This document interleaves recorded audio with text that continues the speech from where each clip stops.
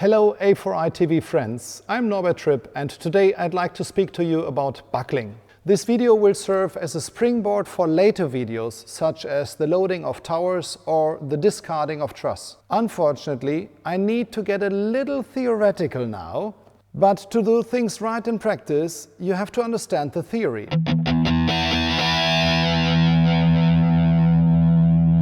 Buckling is an abrupt failure of stability with cross-sections that have been subjected to pressure.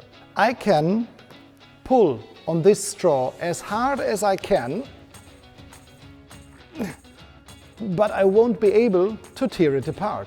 Well, maybe I'm just too weak, but I think this is true for most people. It's easy to keep squeezing harder and harder on the ends of the straw until the critical load is reached and it fails and it buckles sideways. There's a clear difference between a column under pressure and a beam subjected to bending. When I hold this spring between two fingers and exert a force on it, it will bend. The more I press, the greater the deformation. It's different with buckling. A buckling failure is not indicated by deformation. Buckling occurs suddenly when a critical load is reached. The critical load can be illustrated with the following example.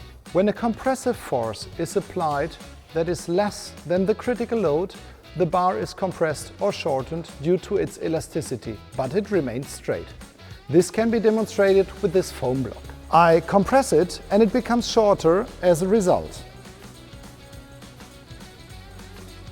So that means there is a clear and specific reaction. This is comparable to a ball that will always roll back to the center of a bowl and remain stable there. This is referred to as a stable state of equilibrium. The closer you get to the critical load, the flatter the bowl becomes. This means the bigger the diameter of a bowl, the lower the safety against buckling. If the critical load is exceeded, the system becomes unstable, which means that the bar buckles to the side and thus withdraws from the load. This would be seen as a convex bowl, which would allow the ball to roll out. This corresponds to an unstable state of equilibrium. In reality, this corresponds to a bar loaded with a compressive force greater than the critical load. This is best demonstrated with this long foam block. I only have to press a little and it buckles very quickly to the side. In other words, it eludes the load. Now I will clarify the factors that influence buckling. There are a total of 5 different factors. First of all, of course, is the force of pressure. The greater the pressure, the greater the risk of buckling. The second is the geometry of the cross-section. To illustrate, I'll use straws again. So, on one hand, they have different colors, blue and yellow. But of course, that doesn't matter. On the other hand is their diameters. In order to make the one with the smaller diameter buckle, you need to apply a very small amount of force. But for the one with the larger diameter, a lot of force needs to be applied. This geometric factor is expressed by the radius of gyration, which depends on the shape of the cross-section. And this radius of gyration is smaller with a thinner straw, which is why it tends to buckle sooner. The third criterion is slenderness. I'm not speaking about a smaller diameter straw, but of a slimmer straw, because the longer it is, the slimmer it is. In other words, the ratio of length to diameter. The slimmer a bar is when force is applied, the more likely it is to buckle. You can see this is the short one. I can press quite hard. And this is the longer one, and it buckles earlier. The fourth point is the material. I think it's logic that if any kind of straw is made of paper, it would buckle earlier or sooner than if it were made of a kind of metal. The fifth And last point concerns the Euler cases. The what? Euler cases? They are named after the Swiss universal scientist Leonhard Euler, who published the formula in 1744. It describes support that exists at the ends of the bar that is having compression applied to it. Mathematically, we have 4 cases. To demonstrate, I'll use a nice toy set for structural engineers.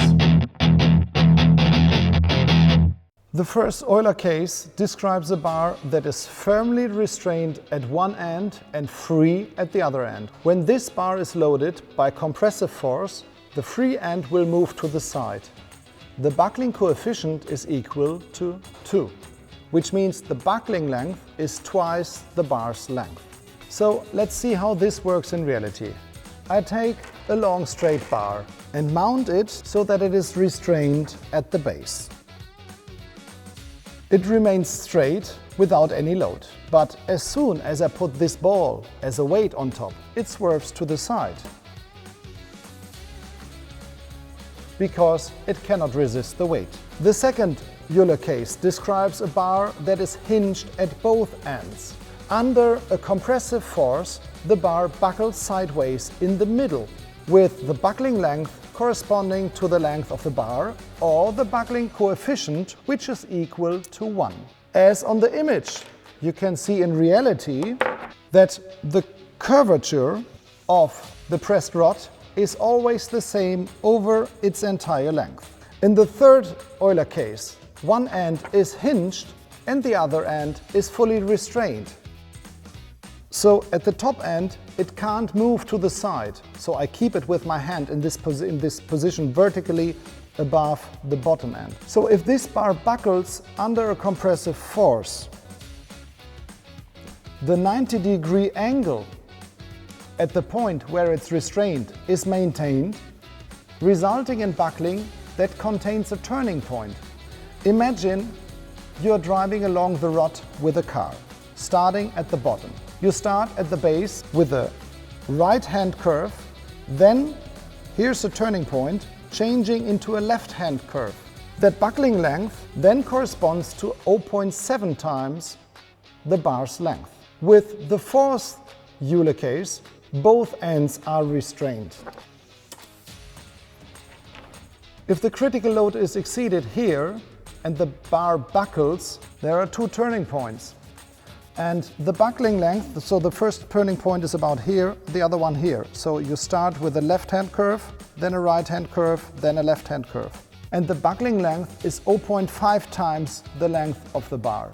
Consequently, there are 2 turning points from a right-hand to a left-hand bend. For certain frame structures, the buckling coefficient may even be greater than 2.